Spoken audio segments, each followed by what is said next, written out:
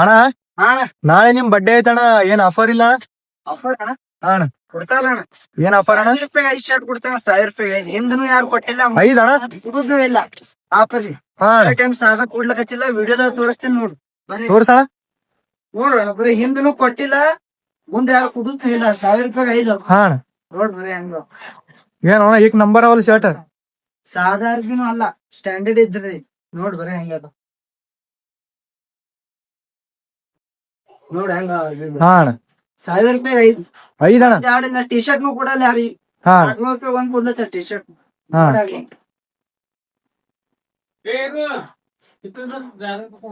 ನೋಡ್ ಹೆಂಗ ಬರೀ ಏಕ್ ನಂಬರ್ ಅಣ್ಣ? ಹಾ ಸ್ಟ್ಯಾಂಡರ್ಡ್ ಇದ್ದಂಗೆ ಇವನು. ಸಾಧಾರಣ ತಿಳ್ಕೊಳಕ್ ಹೋಗ್ಬೇಡ್ರಿ. 1000 1000 ರೂಪಾಯಿ ಟಿ ಶರ್ಟ್ ಟಿ ಶರ್ಟ್. ಹಾ